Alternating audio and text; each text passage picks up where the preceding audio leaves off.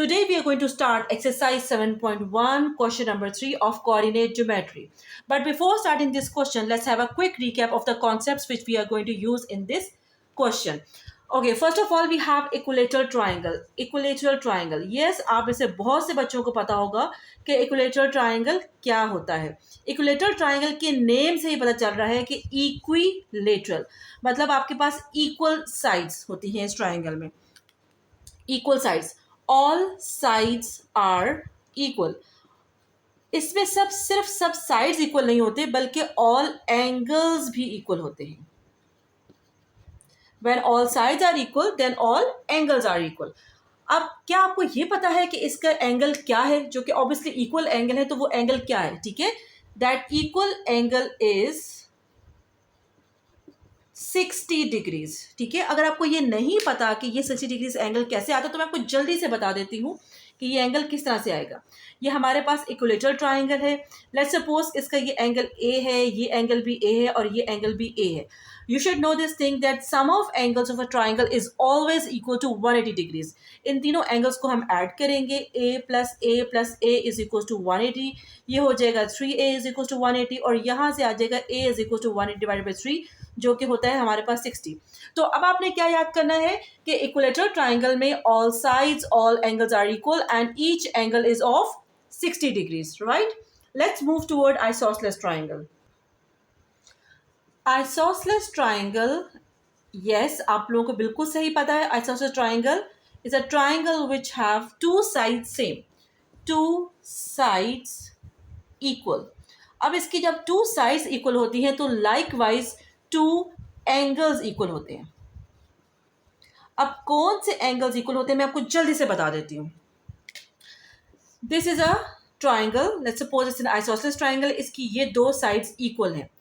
Okay इसका जो opposite angle है this one, let's suppose this angle is x, और जो इसका ऑपोजिट एंगल है this one, this angle let's suppose x. ठीक है, अब ये दोनों साइड्स इक्वल है तो इनके opposite angles are also equal. तो जो एंगल ये वाला होगा सेम वही एंगल ये वाला होगा. ठीक है, सो आइसोसेलेस ट्राइंगल में हमारे पास क्या होता है, टू साइड्स इक्वल होती हैं और टू एंगल्स इक्वल होते हैं. और कौन से टू एंगल्स इक्वल होते हैं? जो कि इक्वल साइड्स के ऑपोजिट एंगल्स होते हैं, वो एंगल्स इक्वल होते हैं. इनकी जो सेंटर वाला एंगल होता है ये डिफरेंट होता है, right? So this is isosceles triangle. Let's move toward right angle triangle. से पहले मैं जाना चाहूंगी स्केलीन ट्राइंगल पे.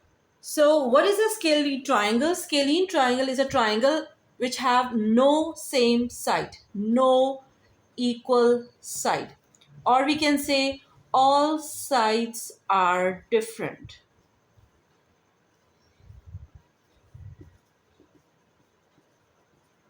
If I draw a triangle like this, इस ट्राइंगल में यू कैन सी कि ये लेंथ और ये लेंथ, तीनों लेंथ बिल्कुल डिफरेंट है. सो स्केलीन ट्राइंगल में हमारे पास कोई भी लेंथ इक्वल नहीं होती है. Let's have a quick recap again. Equilateral triangle, all sides same. Isosceles triangle, two sides same. And scalene triangle, all different. So before starting this question this concept should be clear in your mind, because हमने इस क्वेश्चन में क्या करना है, we are going to find all the lengths. हमें triangle की जो 3 लेंथ्स है हमें तीनों फाइंड करनी है.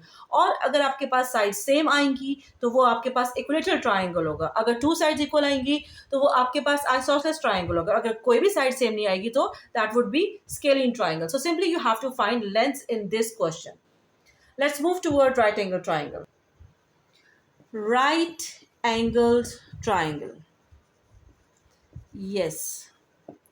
आप लोगों को बिल्कुल सही माइंड में आ रहा है कि राइट एंगल ट्राइंगल क्या होता है, जिसमें 90 डिग्री का एंगल होता है. Very good. Right angle triangle वो एंगल है जिसमें हमारे पास 90 डिग्री का एंगल बन रहा होता है.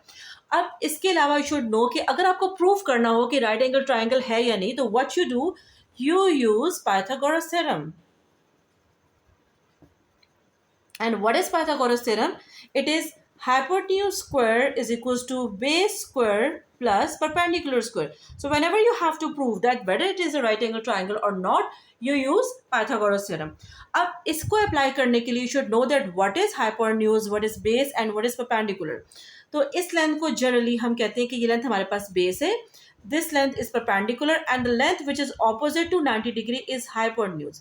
Right angle triangle में जो सबसे important length होती है that is hypotenuse. ठीक है, so आपने ये बात याद रखनी है कि hypotenuse is I'm going to write it full name अगर आपको नहीं पता तो hypotenuse is the largest length among other lengths. ठीक है, हाइपोटेन्यूज हमारे पास इन तीनों लेंथ में सबसे लार्जेस्ट लेंथ होती है, right. That's why we write hypotenuse square is equal to base square plus perpendicular square. आपने क्या करना है, simply you have to find all three lengths. Triangle की जो आपके पास पॉइंट्स गिवन होंगे उसके आपने डिस्टेंस फाइंड करना है by using distance formula and you will put value of hypotenuse, base and perpendicular. इसमें फिक्स जो लेंथ होती है दैट इज हाइपोटेन्यूज. ये आपके पास लेंथ होती है fix length because this is the largest length. But base perpendicular it can very. आप इसको भी बेस बोल सकते हैं, ठीक है, और आप इसको परपेंडिकुलर भी कह सकते हैं, doesn't matter. Okay, now move toward next point. Okay, now there is a very important point जो कि मैं आपको अभी एक्सप्लेन करने लगी हूँ. वो ये है कि बल्कि I am asking you question, tell me कि आपके पास अगर इक्विलेटरल ट्राइंगल है तो क्या वो राइट एंगल ट्राइंगल होगा या नहीं. And if it is an isosceles triangle, क्या एक isosceles triangle right angle triangle हो सकता है या नहीं, और क्या एक scalene triangle right angle triangle हो सकता है या नहीं. First of all starting from equilateral triangle. Okay, as you know that this is equilateral triangle जिसमें ऑल साइड्स इक्वल होती हैं. अब आप मुझे बताएं कि क्या इक्विलेटरल ट्राइंगल एक राइट एंगल ट्राइंगल हो सकता है या नहीं. No, it can not be, because मैंने आपको अभी एक्सप्लेन किया था कि इक्विलेटरल ट्राइंगल के सारे एंगल 60 डिग्री के होते हैं एंड इट्स फिक्स्ड. कभी भी इक्विलेटरल ट्राइंगल के एंगल्स चेंज नहीं होते, they are always of 60 degree. तो it means that equilateral triangle is not right angle triangle. जल्दी से हम लोग चेक करते हैं कि आपके रिस्पॉन्सेज ठीक हैं या गलत हैं. इक्विलेटरल ट्राइंगल से स्टार्ट करते हैं. Equilateral triangle, you know very well that what is equilateral triangle. In equilateral triangle all sides are equal. मैंने आपको अभी बताया था कि इसकी all sides equal होती हैं और इसके सारे एंगल्स भी equal होते हैं. अब यहाँ पे तो सब एंगल 60 डिग्री के हैं, तो it means that it cannot form a right angle triangle. यानी कि एक equilateral triangle cannot be right triangle. Okay, now let's move towards isosceles triangle.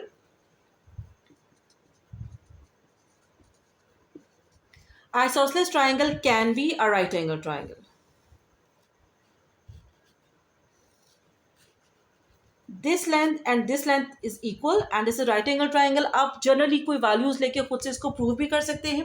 Let's suppose आप यहाँ पे ले लें कि ये 6 सेंटीमीटर, ये 6 सेंटीमीटर और यहाँ पे हाइपोटेन्यूज लेके you can use Pythagoras theorem to prove that it is an isosceles triangle.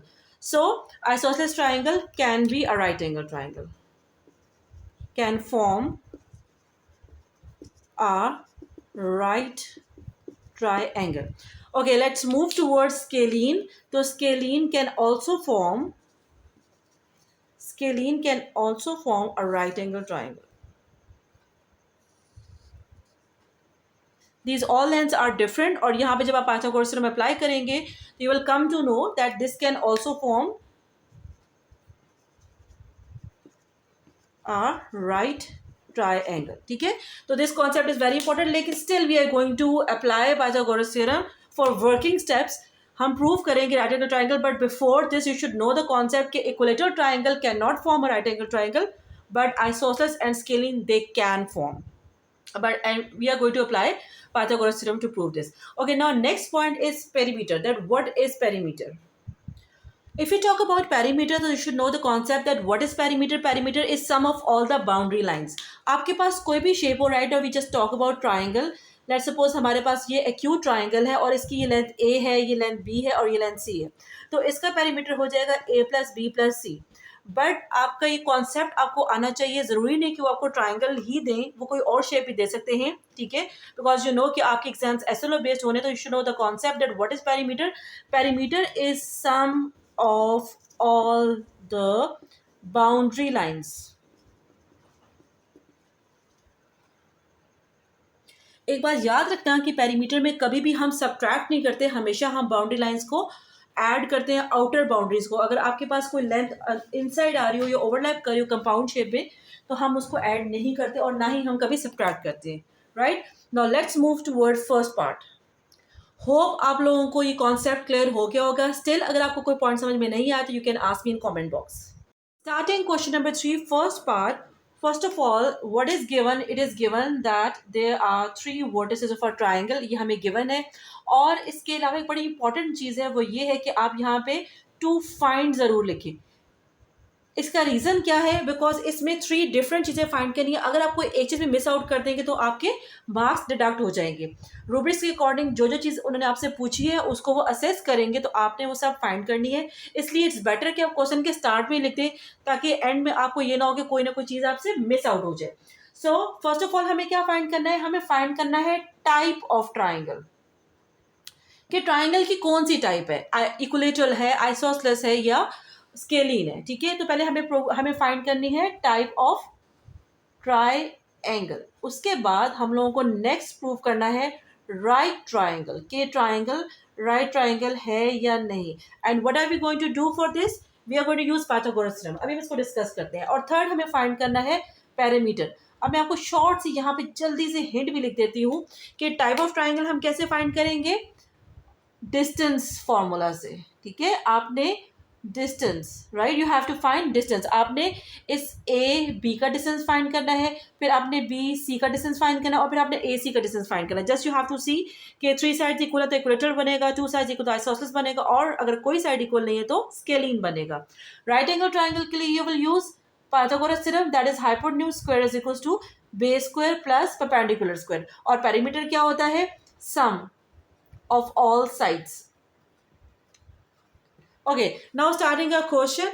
First of all, what we have to do? We have to find distance of all 3 vertices. First of all, you write A, that is 2, 3, B, that is 5, 3. हम लोग यहाँ पे apply करेंगे distance formula. For that first of all we write distance formula, that is x2 minus x1 whole square plus y2 minus y1 whole square whole under root. x2 हमारे पास क्या है? It's 5 और x1 क्या है? 2।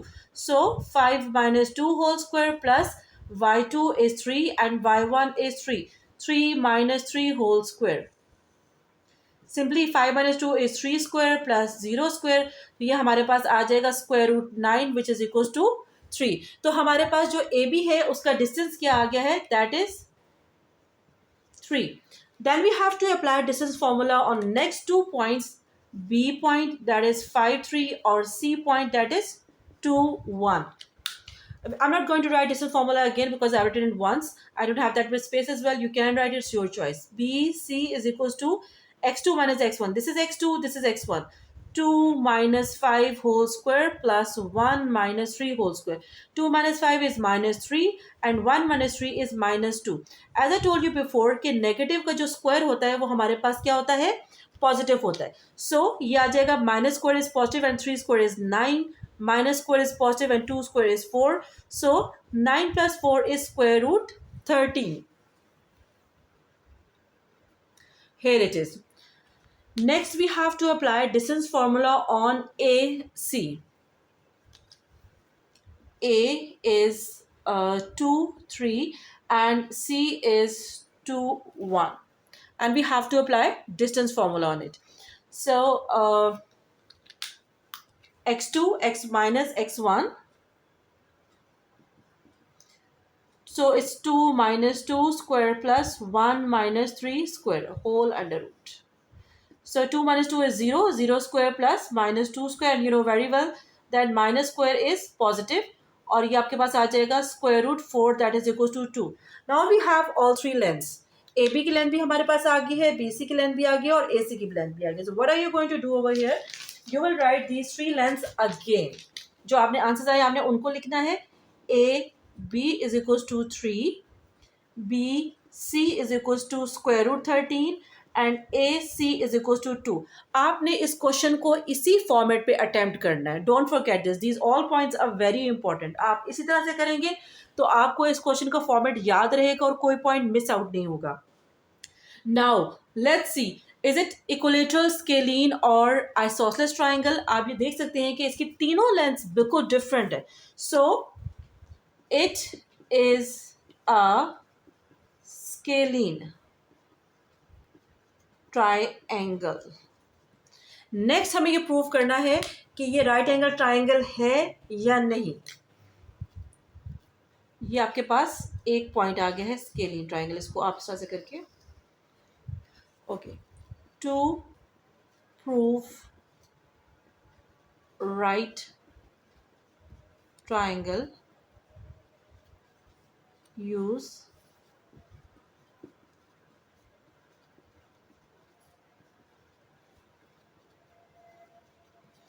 Pythagoras theorem. ठीक है, अब पाइथागोरस थ्योरम क्या है? It's hypotenuse square is equals to base square plus perpendicular square. As I told you before that what is hypotenuse? Hypotenuse is the largest length. Now you can see very well that which length is largest. Square root 13. आपको नहीं पता, you can just use calculator. आप calculator use करके देखिए square root 13 क्या होता है. तो square root 13 is इट्स 3.6. ठीक है, तो 3.6 हमारे पास क्या आ जाएगी? लार्जेस्ट लेंथ आ जाएगी. So you will write it over here. तो हम स्क्वायर रूट 13 लिखते हैं. This is square root 13 square hypotenuse square is equal to base perpendicular. मैंने आपको पहले भी बताया था कि बेस परपेंडिकुलर की जगह आप चेंज कर सकते हैं. आप यहाँ पे पहले 3 और बाद में 2 या पहले 2 और बाद में 3 ले सकते हैं. Doesn't matter. So 3 square plus 2 square. 3 square is 9 and 2 square is 4. तो ये आ जाएगा आपके पास 13 और ये अभी आपके पास आ जाएगा 13. ठीक है, hence it is a right angle triangle. It is proved that it is a right triangle. Second point हमारा डन हो गया. ठीक है, मैंने आपको बताया था हमें थ्री थिंग्स प्रूव करनी है. ठीक है, नेक्स्ट हमें प्रूव करना है कि ये पेरीमीटर इसका क्या है. ठीक है, तो पेरीमीटर की वर्किंग मैं यहाँ पे शो कर देती हूँ. पेरीमीटर क्या होता है? सम ऑफ ऑल द लेंथ्स. तो आपके पास लेंथ क्या है? लेंथ ए अगर हम कहें तो हमारे पास 3 आ रही है. लेंथ बी हमारे पास जो है वो स्क्वायर रूट 13 आ रही है और थर्ड लेंथ हमारे पास 2. You going to add them, तो ये आ जाएगा आपके पास 5 plus square root 13. This is the final answer of perimeter. I hope आप लोगों को इस पार्ट के सारे पॉइंट्स अच्छे से समझ में आ गए होंगे. बिकॉज अगर आपको एक बार इसका फॉर्मेट समझ में आ जाए, these questions are not difficult at all. आपने नेक्स्ट पार्ट्स में भी यही सारे फॉर्मेट यूज करना है. Let's move towards second part. Starting question number 3, second part. First of all, we are going to write given and give it name point A, B, and C. So as I told you before that it's better that you write to find. और इसका reason ये है कि आप कोई point skip ना कर दे. अब हमें क्या फाइंड करना है? नंबर 1 हमें फाइंड करना है टाइप ऑफ ट्राइंगल, कि ट्राइंगल की कौन सी टाइप है, स्केलीन है, आइसोसेलेस है या इक्विलेटरल है. दूसरा हमें ये प्रूव करना है कि राइट ट्राइंगल है या नहीं, और इसके लिए हम यूज करते हैं पाइथागोरस थ्योरम. और थर्ड हमने फाइंड करना है पेरीमीटर. सो इस क्वेश्चन के हमारे पास ऑल टुगेदर 3 पार्ट्स हैं. Starting question, write A and B point again. A is 0, 0. B is 1 square root 3. We're going to write distance formula, that is x2 minus x1 whole square plus y2 minus y1 whole square root. Now applying distance formula, we can put values. As you know that this is x1, x2, y1, y2. तो हमारे पास क्या है जी? x2 minus x1 है. x2 हमारे पास क्या है? It is 1. So 1 minus 0 whole square plus y2 है square root 3. Square root 3 minus 0 whole square whole under root आ जाएगा. 1 माइनस 0 क्या होता है? इट्स 1. और 1 का स्क्वायर भी हमारे पास 1 आ जाएगा. और उसके बाद हमारे पास आ जाएगा स्क्वायर रूट 3 का स्क्वायर, और स्क्वायर रूट यहाँ पे हो जाएगा कैंसिल, और हमारे पास आ जाएगा 1 plus 3 that is 4. Square root 4 is equal to 2. तो हमारे पास ए बी की जो लेंथ है that is 2. Then we are going to find next length that is B C. तो यहाँ पे हम लिखेंगे B point that is 1 square root 3, C point that is 2, 0. इसमें डिस्टेंस फॉर्मूला अप्लाई करेंगे तो हमारे पास आ जाएगा, यहाँ पे आप ए बी लिख दें, x2 माइनस x1, x2 2 है और x1 1 है. 2 minus 1 whole square plus 0 minus square root 3 whole square whole under root. 2 minus 1 is 1. 0 minus square root 3 क्या होता है? It's minus square root 3 square. As I told you before कि negative का square positive होता है और square square cancel हो जाएगा, तो ये हमारे पास आ जाएगा 1 plus 3 that is equals to square root 4 और ये इक्वल आ जाएगा 2 के. अब हम चलते हैं नेक्स्ट लेंथ की तरफ. तो नेक्स्ट लेंथ हमारे पास है AC की लेंथ. ठीक है, तो we are going to write its point again. तो ये हमारे पास आ जाएगा A point that is 0 0 and C point that is 2 0 and we are going to apply distance formula. x2 minus x1 ये हो जाएगा 2 minus 0 whole square plus 0 minus 0 whole square whole under root. 2 minus 0 is 2. 2 square आ जाएगा और 0 square आ जाएगा, तो 2 square आपको पता है it's 4 और इसका square root आ जाएगा हमारे पास 2. Now we are going to write all three lengths जो हमने अभी find की हैं, हम वो तीनों lengths यहाँ पे लिखेंगे. तो हमारे पास first length आ जाएगी यहाँ पे AB. AB is equals to 2, BC is equals to 2 and AC is equals to 2. तो हमारे पास यहाँ पे तीनों लेंथ्स 2 आ गए हैं. So as you know very well that if all three lengths are equal it means it is an equilateral triangle. तो हमारे पास यहाँ पे प्रूव हो गया कि ट्राइंगल हमारे पास क्या है? इक्विलेटरल ट्राइंगल है. अब हमें इसके बाद प्रूव करना है कि ये राइट एंगल ट्राइंगल है या नहीं. And for this purpose we are going to use Pythagoras theorem. इसको हम हाईलाइट कर लेते हैं. Pythagoras theorem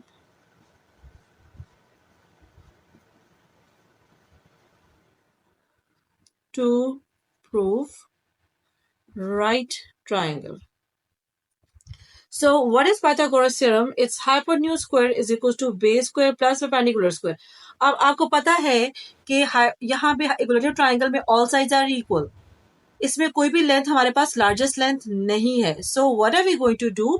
We are going to simply write that as all lengths are equal,